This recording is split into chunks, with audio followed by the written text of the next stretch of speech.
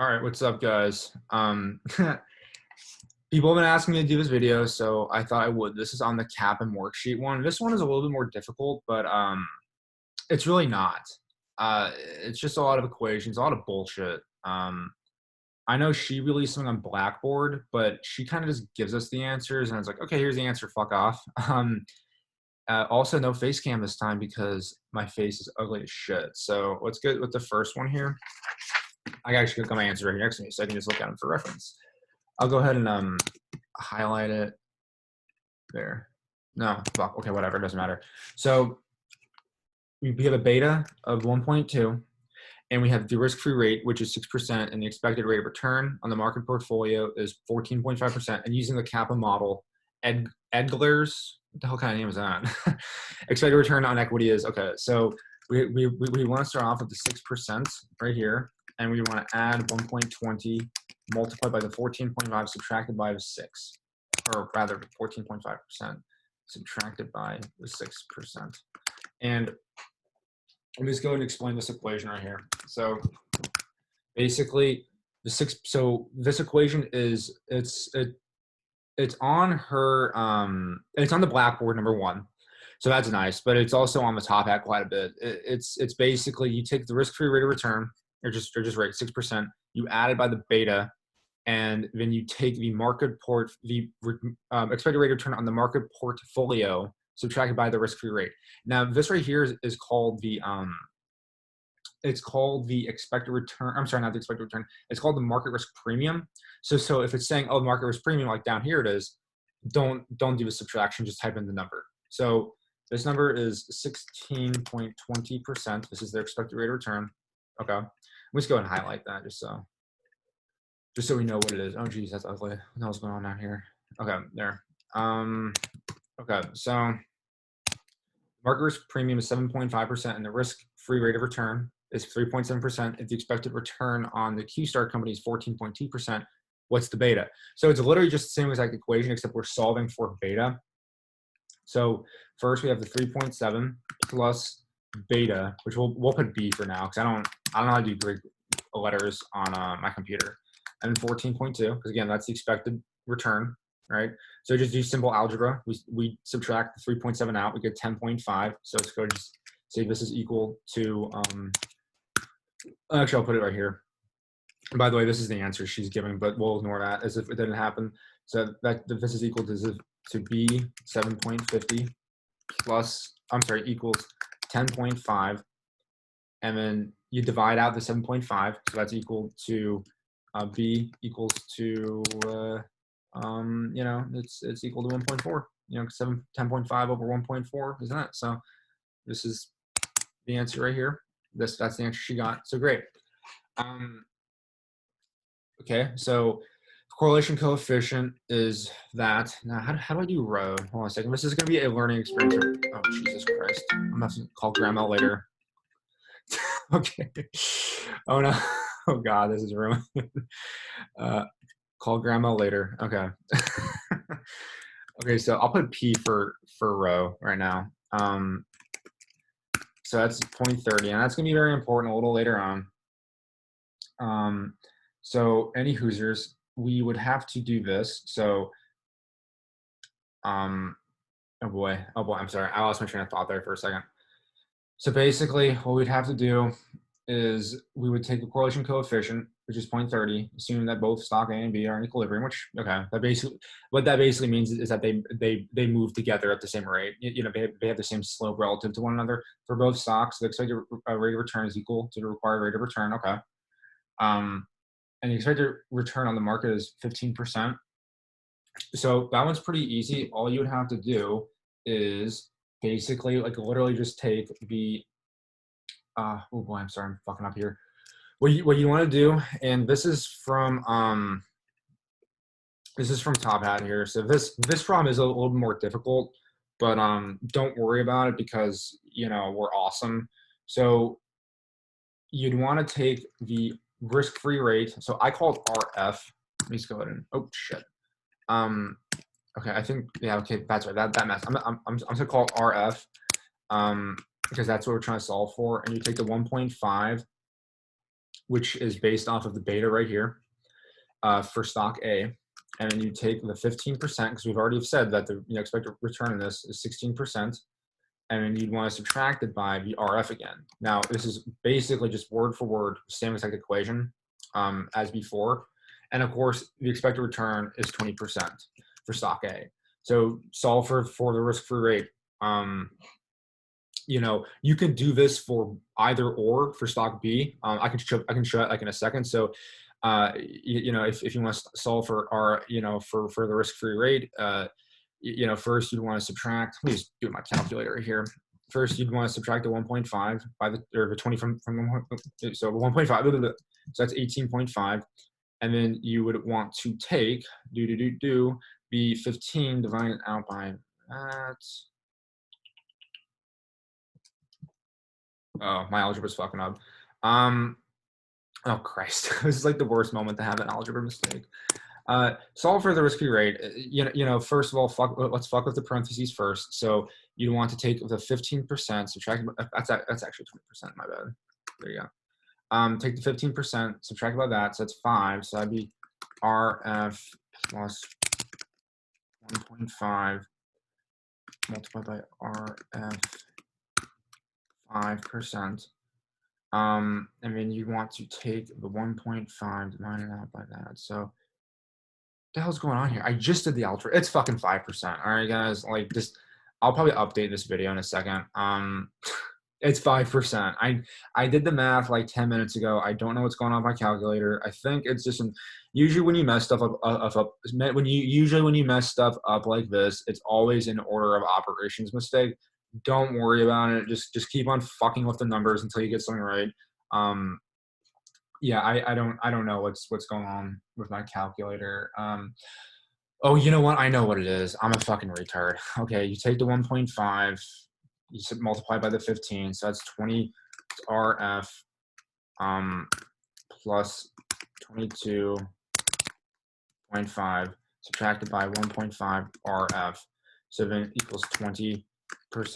So then you take the 2.5, subtract it out by that, so it's RF minus 1.5 RF equals the negative 22.5 RF. And then this is equal to negative 0.5 RF equals negative 22.5 RF. So 22.5 divided by 0.5 is 40.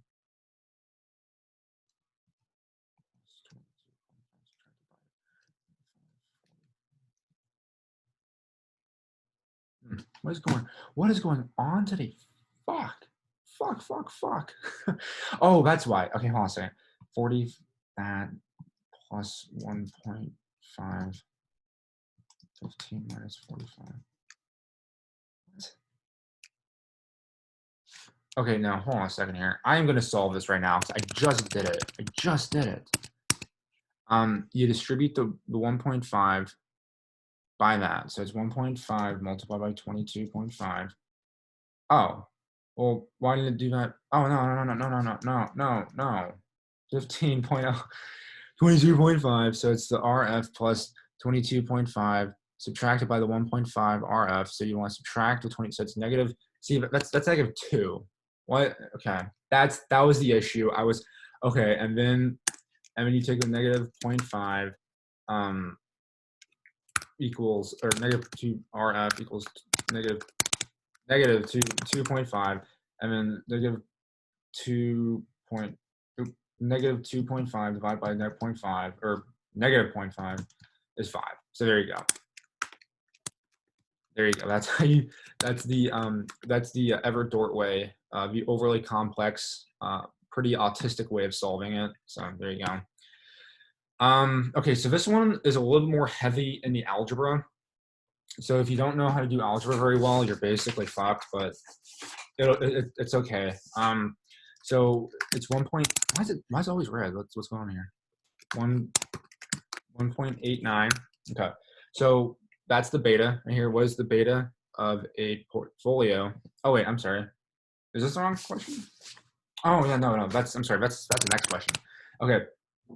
What is the beta of the portfolio? So this one's really easy. Like It's basically when you the equation for portfolio is the sum of the weights multiplied by the expected returns or whatever. So it's just 0.3, 1.5 plus 0.5, 20, or 2, I'm sorry, plus 0.20, 0. Now I'll go ahead and explain that. But first of all, the answer is 1.45. Now, we can go ahead and solve this basically based on the fact that what is the beta of a portfolio comprised of 30% stock A, right? So that's where the 30% comes from. But remember, the beta for stock A is 1.5. So you drag the beta down right here, plus 0.5 for stock B. And again, the beta is 2, and 20% of the risk-free premium security. So 0.2 for 20, but 0. And the reason why it's 0 is because beta is measuring the amount of of systemic risk, and a risk-free security is risk-free, and that means that there's no risk. And the only way to get like non-systemic risk, right, or just basically no risk, is usually with the government, because the government basically print their money. So if the government owes you $100, you're gonna get the $100. Like that's basically really the only thing. I mean, like the only thing I can think of that has a risk of 0 is like if Jesus Christ came down and started handing out money. I mean, that's just, which of course I don't think that's going to happen. No offense, JC. So yeah, that's how you would do that. Okay, so number 5. This is the one that's a little bit more math heavy, but I'm still recording, right? Okay, cool. I am. Just making sure, because that happened the other day. So this is the answer here, but so we have beta of 1.8. There you go, 1.89. And what you'd want to do is you have to find out the weight of each of them. And this is a little bit difficult at first. I know I was like getting pissed the fuck off, but it's not a big deal. So you want to find the weight multiplied by 1.5. And the reason why it's 1.5 is, again, the beta for stock A is 1.5. Again, we're only given the betas, and we're trying to figure out the weights. Plus, I got an email. Who's that from? Okay, who cares about her? Multiply by 2. Now, we're gonna have to do a little bit of a distributive property thing. So 1.89 plus W multiplied by 1.5 is equal to 1.5 W plus, and this right here, distribute the 2, right? Or I'm pointing to my computer, so if you can see my finger. Distribute the 2, so that's 2 minus 2W. 2W, right? So that is equal to 1.89 equal or negative 0.50 W plus 2. Oops. And you want to get rid of the 2, so it'd be negative 0.11 equals negative 0.50 W. So divide out the W. All right, you can go ahead and just do, I'll do it in my calculator right now, just make sure I'm not giving you guys bullshit answers here. Negative 0.5, and that is 22.